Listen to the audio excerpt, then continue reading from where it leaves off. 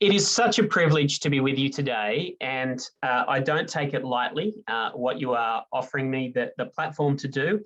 I'm feeling a little bit intimidated by the fact that I'm around so many people from the sciences. I'm a historian, I'm a humanities major by every stretch of the imagination. And so I feel the weight of speaking to people who work in very different disciplines to me. And it's a while since I was in PhD world. So it is, for me, a distant memory. But I'm hoping what today gives you some insight and some value to add a little bit of value. I'm sure that a lot of what I tell you today will be things that many of you have heard before, some of them, and maybe there's only a small amount that's new. And it may be that there are large amounts and small amounts. It depends on who you are. And so I just simply hope it works for you in your space and that there is something that you can grab hold of. In many respects, what I'll be doing is explaining to you some of the ways that the Centre for Public Christianity does their work and why we do the work the way we do. So without further ado, I'm going to just put up this PowerPoint. I slightly changed the title. I think I might have sent through an earlier title, Public Faith in a Weird, Argumentative and Emotional World. I want to start by saying that the cliche is that we live in very strange times. And while I would love to be so prescient as to be able to speak to exactly the very strange moment we're in right now, I don't have that skill. I don't really know what's going on with COVID and what that's going to look like. I'm speaking more of the strangeness that is starting to happen in a more long-term sense, independent of COVID. And when I say that we live in strange times, I'm talking about the long-term trend lines of how strange Christianity seems within our culture. And here I want to refer to the fact that Christianity is, in its public presentation, becoming stranger within the culture. My boss is a guy called Simon Smart, and he tells the story of his wife, Michelle, going on a road trip with a non-Christian friend. And because they had a longer drive, there was more opportunity for conversation. And so this moment came, which like never happens, where this person turned to Michelle and said, "What is it that you actually believe?" Now, you know, we don't have those "what must I do to be saved" kind of moments regularly in our lives, but when we do, we want to nail them.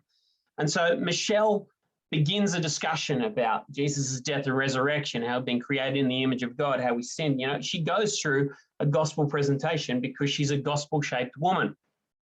And at the end of that presentation in that car, her friend looks at her and says, "You know, if I didn't know you so well, I'd swear you were mad."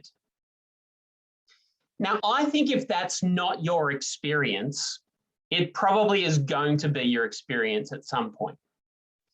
Our culture is further distancing itself from the biblical story, such that when we share the story, it can sound quite strange to them on first hearing. And we share less and less of the framework and the assumptions of our culture. So a couple of years ago, Rory Shiner spoke to the postgrads at University of Sydney, and he talked about the fact that in the past, evangelism was really a form of religious intensification to the Australian culture. Australia was nominally Christian, and so then we had evangelists like Billy Graham come through, and they would tell us, "You've got to get serious about this God who you've been ignoring for most of your life. You're not Christian enough," was the way that we did evangelism for many periods of the post-war generation. But to quote Rory again, we no longer share the culture's instincts in the present day. Less and less do we overlap with how they think. And so now the gospel is quite obviously an alternative, a quite considerable alternative. And I think we do well, and we at CPX assume this, to assume it's a strange alternative. So to boil it down right at this moment within the culture, I find it easier to assume I'm strange and that what I am saying sounds strange. Now, I'm not trying to be strange. I need to stress that. What I'm saying is that my assumption is that even though the gospel is meant to be true and good and beautiful in their ears, that on balance of probability, they may well hear it as weird, bad, and a bit ugly. And here I need to reference the fact that there is a phenomenon within our everyday lives, which is sometimes been referred to as the curse of knowledge, or sometimes called the curse of expertise. The curse of knowledge is a known phenomenon where once you know something, you find it hard to imagine what it's like not knowing it. This is where teachers get into a lot of trouble. They've figured out that maths problem, they've figured out that historical issue, and they can't remember what it's like to be a student having to nut it out.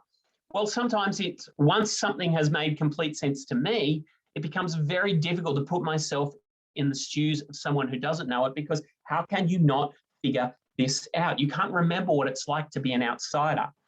And if you've grown up in a Christian or Christian adjacent environment, your life has had all these background conditions that made it a kind of smooth way for you to be able to hear the gospel well. And so it sounds not weird to you, but it sounds very strange to them. And so I think people are wrong about the gospel when they hear that it's weird and bad and a bit ugly, but it doesn't help the conversation if we assume that they're starting from a different place.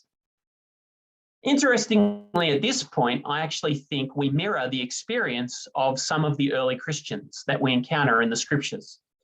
The first Christians were often not violently persecuted. Persecution was sporadic, was often local, but what was a constant experience for Christians, particularly within the Greco-Roman world in the earliest days, was that they were regarded as strange, even deviant within the eye of their neighbors.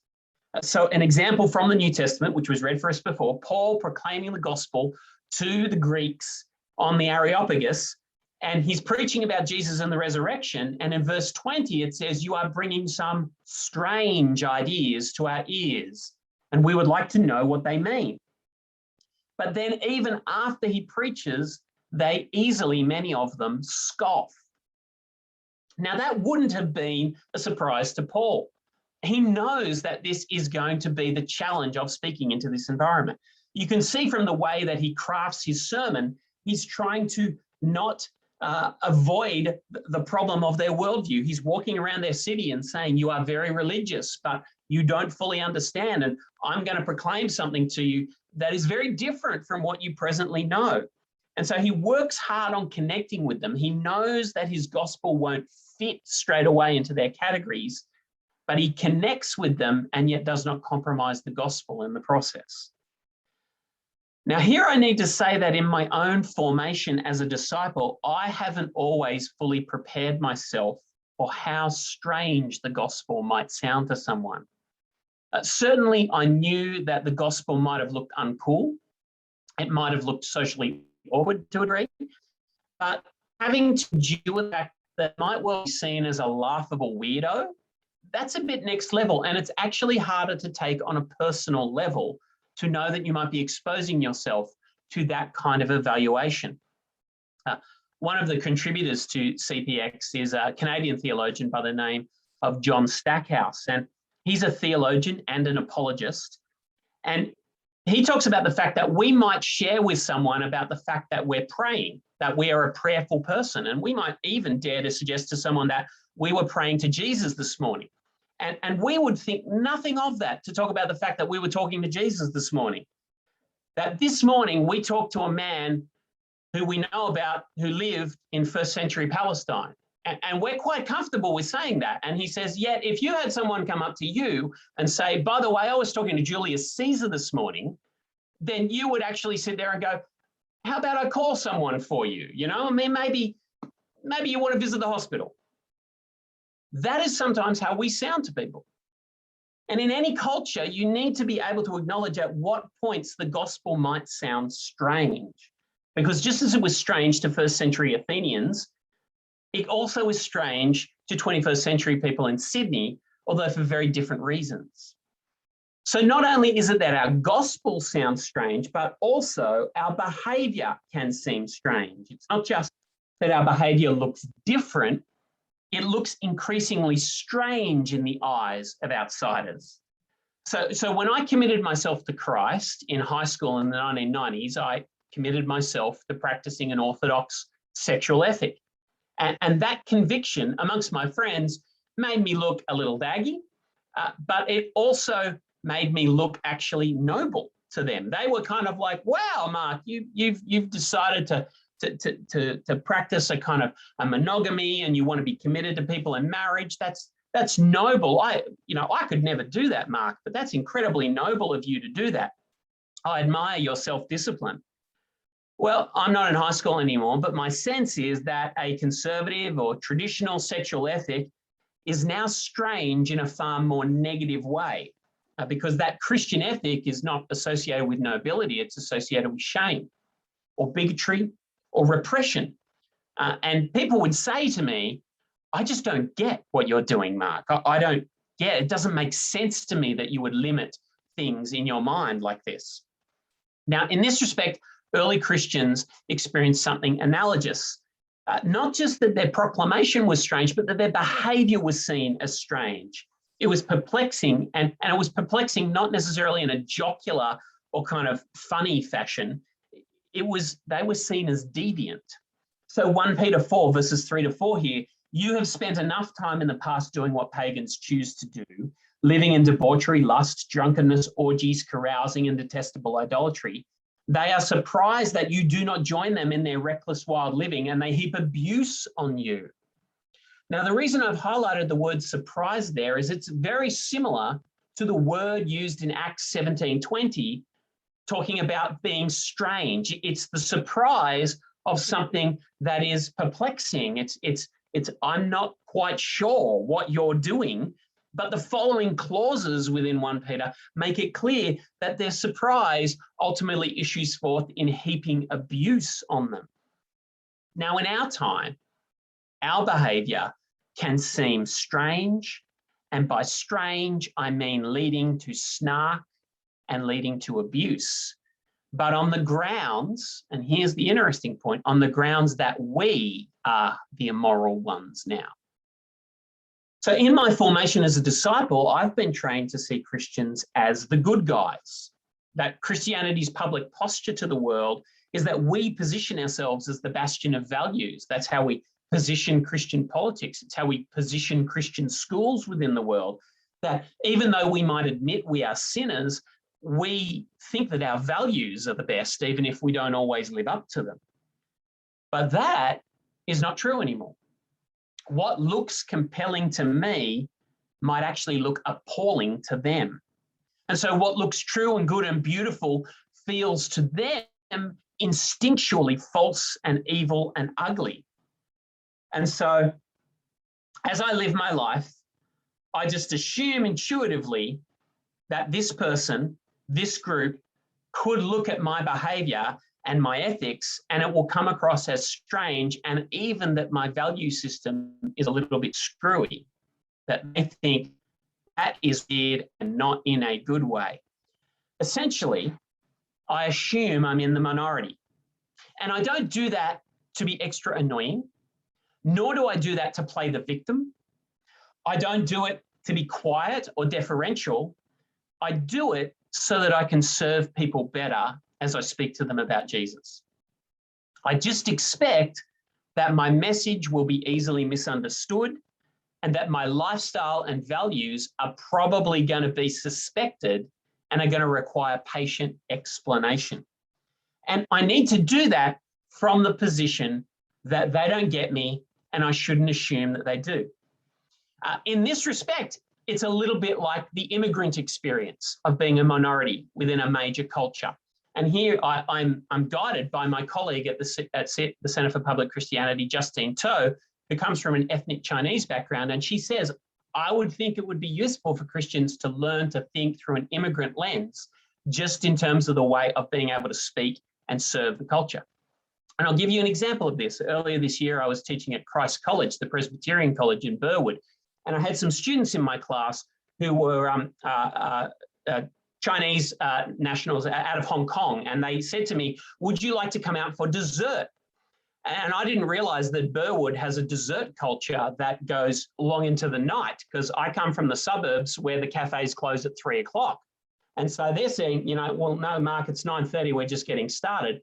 But we want to take you to a dessert place from our tradition. But what was fascinating to watch was how hard they worked at going, we want to show you what this is like, but we also want to serve you by understanding you're probably going to think this is weird. And so they worked really hard at going, this is what the menu means. And maybe you don't want to eat that one first, you want to eat this one first. And it was a wonderful experience, but what they did is they clearly understood that I would not get it. And therefore they reached out and acted as if they were in the minority, not because they wanted to be defensive and not because they hated their own culture, but because they wanted to make sure they could bring me in the best way possible.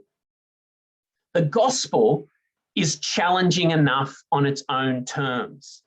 We don't get any brownie points with God by making it easy to misunderstand and then congratulating ourselves for being so pure. Okay, we don't get brownie points by making it easy to misunderstand and then congratulating ourselves for being so pure. And so hence at CPX, we intuitively write with the secular person in mind. We pride ourselves on being an organisation that does not write for our donors. We write for the people who our donors want to reach. But we don't write for the people who give us money. What I mean by that is we're not primarily that we write for the hardened atheist. The hardened atheist, one, is a comparatively small number within our culture. There's not that many hardened atheists. There might be more in academia. So we don't write for secularists, we write for the secular culture, the broad mass of people for whom God is easily framed out of the picture, the ones for whom religion intuitively doesn't make a lot of sense, and for those who look at Christian people and assume they're a little bit of a worry. That is who is in my mind as I'm writing. We sometimes assume that the general mood of Australian culture is a thin layer of resentment sitting on a sea of apathy. That's how we characterise the broad culture, a thin layer of resentment sitting on a sea of apathy. Now, to be sure, in your departments as academics, you will encounter a more intense range of people, I am sure. Some of you will encounter people who are aggressively philosophical about their commitments to whatever it is they believe, whereas others will have far more pragmatic and functional friends who don't necessarily think it through at the level of kind of philosophical principle, but just simply take a pragmatic stance. But the posture I would commend to you would be to become okay with being perceived as a little bit strange. And I really think you need to discipline yourself for that, because it's not always easy to feel strange and stay Christ-like. Not a lot of us like feeling strange. And it's hard on your soul to open yourself up to the potential for shame. And yet the love of God and my love of neighbour calls me to carry my strangeness in a way that serves rather than hinders. Think of how many times in the New Testament it talks about the fact of not repaying evil with evil, not repaying insult with insult. That is hardcore spiritual formation right there. Because on the contrary, what we are called to is to repay evil with blessing so that we might inherit a blessing. And so one of the key spiritual formative disciplines of this time is that we need to learn how to be perceived as strange without losing our Christ-like shape. How can I wear that without losing my Christ-likeness? And so I prepare my heart and my speech by assuming I'm a stranger. Like I said, I expect that my message might be easily misunderstood and that my lifestyle and ethic is something where I'll have to explain myself. And so at CPX, what we do is we reverse a little the language of hospitality. Instead of just thinking about how we might welcome outsiders, we put ourselves sometimes in the position of the outsider who is seeking welcome. And so we try and talk about being good guests within the culture. We don't assume we own the culture. We don't cry out for our entitlements with the media. We try and speak as good guests of the culture. And here I want to point out that in many respects, some of our apologetics that we've learned from the past may no longer work. So if I think about some of the apologetics methods I was raised on, sometimes apologetics that I was formed in was formed on the kind of Christianity is the only rational response and you're an idiot if you don't believe. And so we kind of proclaimed, you're an idiot. You're an idiot. You're an idiot because you could not possibly look at the evidence and draw any other conclusion. And then when it comes to being accused of being ethically medieval or something like that, we find that hard to take from the culture. How dare you tell me that I'm being immoral? It feels like being lectured on humility by Donald Trump. It's kind of, that's ridiculous. Like how could you tell me that I'm immoral? And yet I think it would be helpful for us to prepare and form ourselves as disciples for what it's like to feel strange and yet remain servant-hearted. Because we are strange.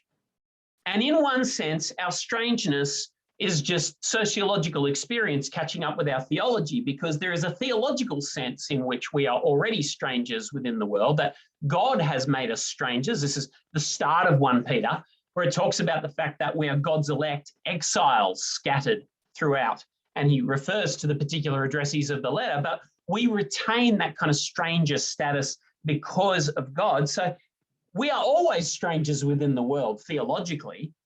And the fact that there are some moments in history where we feel like we fit in is really an anomaly, because from the divine perspective, we are always strangers within the world, because we are people who follow another king. We are people who long for a better country. We are people who dance to a different drumbeat. Therefore, there is an irreducible strangeness to our faith and to our presence within the world. But here's what I want to stress out of that. People will sometimes think you are strange. This should not silence our voice, but should affect our tone. That's a big thing I want to get across to you today. It should not silence our voice, but should affect our tone. Now, I have been emphasizing that this strangeness is something we share with the early Christians. But there is a massive dimension which we don't share with early Christianity. Now, early Christianity was strange and was partly criticized within its culture because it was a new religious movement. In the ancient world, antiquity was one of the things that lent legitimacy to a religion, which is why there was a begrudging respect for Judaism, that even though they thought they were weird, they had at least something that was old. But Christianity, irrespective of the fact that it tried to tie itself to Judaism and was tied to Judaism, was seen as a new religious movement begun just a few years ago with this Christ in Judea. And so because Jesus came on the scene yesterday, they were not treated with respect. They were seen as innovative, and innovative is bad in religion in the ancient world. So they were hammered because Christianity was new, but that is not our context. They carried the burden of being new. We carry the burden of being old. By wearing the name Christian, we inherit baggage. Now, that baggage is both good and bad, but at the moment, I want to focus on the bad. Now, this can come as a surprise to some of us.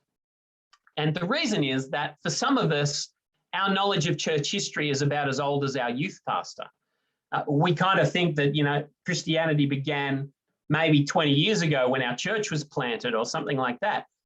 But in actual fact, you carry the baggage, whether you like it or not, of 2,000 years of Christian history. And indeed, you carry the baggage of what Christians are doing all around the world. You mightn't like what evangelicals in the United States are doing.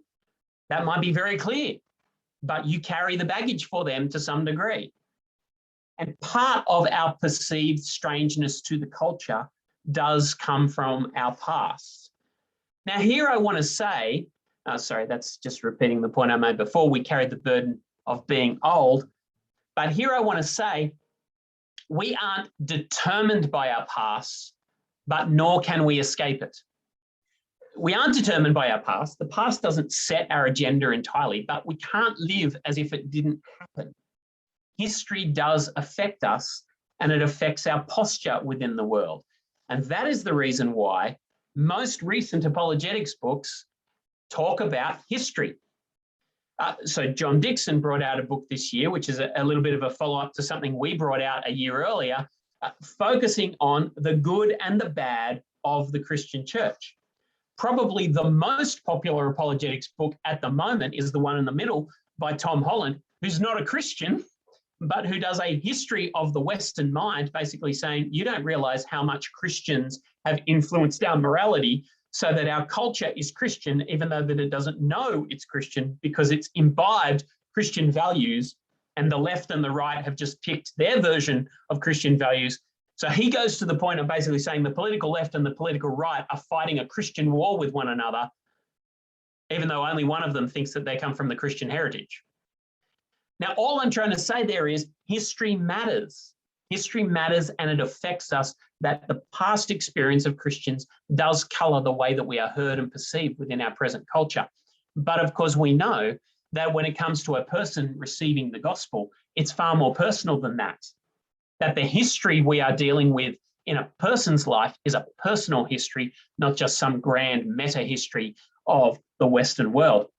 And so here again, my assumption is that people have likely had a negative experience of the church. Now, this is not always true. The church has not always been bad, and the church has often done brilliant things. But what I'm saying is, it's better for me to assume that that might have happened than to assume that it hasn't. I go back to the fact that it is often a thin veneer of resentment on a sea of apathy. But when I speak about the church and Christianity and Christ, I want my ears open. And even as I defend the faith and critique the culture, I'm always wanting to grant legitimacy to their past experiences where understandable. Let me give you an example of this. We have a column that we put out on Facebook and various other social media. Every week, two of us write a short column each week called Thinking Out Loud. It's a 250-word piece, and it's honestly what it says, thinking out loud. It's not the finished article. It's not publishable and all that kind of stuff, other than in socials. And a week ago, I wrote on the use of the song Imagine at the opening ceremony for the Tokyo Olympics. Now, the song Imagine, I do not like very much. I find John Lennon's song pretty ridiculous. I find Lennon himself hypocritical. And yet, I wrote that column by beginning with, there's something intuitively that makes sense about why someone would write that song. Because for many people, intuitively, imagining there's no religion is to imagine a better world. And I have to start there because I know that so many people's experience is, if you could get rid of religion, you could get rid of the problems of the world. I do that even though it may not be everybody's experience, because I don't think I lose if I over-assume that people might have had a negative experience of the church, or at least that my ears are open. Again, I want to suggest our baggage should not silence our voice, but it should affect our tone. See, tone, which is not talked about enough, I think, in Christian circles, has to do not with changing content, but with understanding what message is being received. I remember a book many years ago by Hugh Mackay, the social researcher, called Why Don't People Listen? And he talked about the injection theory we have of communication. Now, injections are all on our brain right at the moment, but we have this idea that injections is what happens when we communicate with someone, which is that we put our message in our syringe and we inject it into someone's arm and they receive it exactly as we've injected it. But that's not what happens in communication. That you can say something, you can give the most perfectly crafted piece of communication, but you then actually have to ask someone, what did you hear me say? What did you hear me say? Because something happens in human communication called interpretation. And interpretation happens on every form of communication. And I need to know what is going on when you hear me say Jesus, when you hear me talk about the gospel, when you hear me talk about the church and Christian faith. And I guess what I'm looking for is for us to consider Christian persuasion in an argument culture. Our present cultural moment is one in which arguments are frequent and they are ugly. So we love to argue in our culture, but as a book like Alan Jacobs' How to Think makes clear, we're mostly bad at the way we argue. And what that does is that makes everybody who's a participant in arguments in the culture just want to yell louder. And for others, it might then encourage other people to just never argue at all. And so there's this kind of twin things of I'm going to yell or I'm going to be entirely silent. And I see that happening within the culture. You're either a yeller or you're quiet as a church mouse. And yet I'm going to say to you, we have to argue with one another because so many things in our life require persuasion. I need to be persuaded to eat the right foods. I need to persuade someone to marry me. I no longer need to do that, but I did need to persuade her. I'm not quite sure how I did it, to be brutally honest. You need to persuade my kids to reduce their screen time because I'm not evidently winning that battle. You need to persuade people to consider the Lord Jesus. We have to persuade one another, but we need to recognize that ideas are powerful. And so human beings are powerful creatures. We are physically powerful, but we are also intellectually powerful. Our ideas are powerful. They can change the world. We form and transform the world because of how we think. So just like any form of power, we should unleash our ideas with care and with a heart for service. Because to change someone's mind is a massive deal, even if it's just one person. And of course, to be God's instrument in helping to change someone's mind, yes, the work of the Holy Spirit, but using you, that is an enormous thing to do. But I want to frame my acts of persuasion. This is where it's critical. I want to frame my acts of persuasion as gifts of love and service, not as moments for personal victory. If I'm arguing with you, I want to do it because I love you and I want to serve you by us both finding what is true and good and beautiful. And so much Christian persuasion, which I have practiced, has been not so much about trying to offer people a gift, but about being seen to be right and feeling offended when people don't think that I'm right. And so Alan Jacobs calls this talking for victory. So we might think that the gospel is always best served by winning arguments at whatever cost. But I want to suggest to you that once we've stopped seeing our conversation partner as someone I love and instead seeing them as someone I defeat, then everything is lost in a gospel conversation. Because we live in an argument culture which rips and tears and cancels and screams. And so many of our metaphors, if you think about it, for discussing ideas are war metaphors. I defeated their position. I attacked their point. But followers of Jesus are not meant to argue like the culture, because by the renewing of our minds, our witness is not only by the content of our speech, but by the manner of our speech. And here, you could do little better than engage with the work of someone, say, like Tim Muehlhoff from Biola University and his book, Winsome Persuasion. Tim Muehlhoff is a communications professor at a Christian college in the United States. Now, you might never have thought that you needed a Christian communications professor, but see, he brings you powerful insights about what is going on in communication, and then to think through what would it mean to do that in a Christ-like fashion. He has several works on communicating with those who differ from us and reaching out to persuade, but in a manner that is filled with compassion and empathy.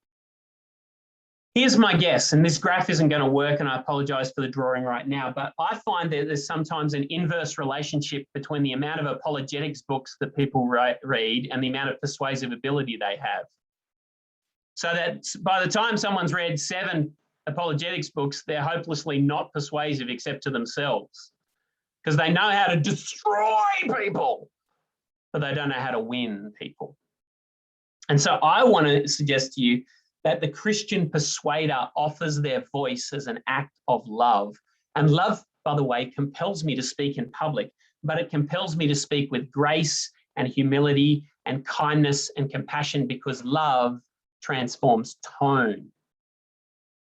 And that mention of apologetics leads me to consider how we are commending the faith today. You will already have imbibed the sense that I think the apologetic challenge these days has changed its shape, because in the past, defending the faith was about fighting for the truth of Christianity, but now it's switched to defending the goodness and beauty of Christianity as well. It's not that truth doesn't matter, but goodness and beauty are often the gatekeepers before you can even get to truth. And in some respects, we shouldn't overestimate this shift. It's kind of always been there. A book I read last year was Unbelievers, An Emotional History of Doubt by the British historian Alec Ryrie, who points out the fact that, that throughout history, most of us make emotional decisions first and then use our reasoning to back up how we've emoted. And that this happens all throughout history. Here he's following the insights of the social psychologist Jonathan Haidt, but also the British novelist Julian Barnes, who says most of us make an instinctive decision, then build up an infrastructure of reasoning to justify it. Well, what Ryrie does in his book is that he goes back to the 17th and 16th centuries and shows that before you had philosophical atheism, you had emotional atheism. You had people who were angry and anxious about the faith, and the philosophical arguments followed afterwards. The anger came first. And so the basic point is that emotions often precede the reasoning.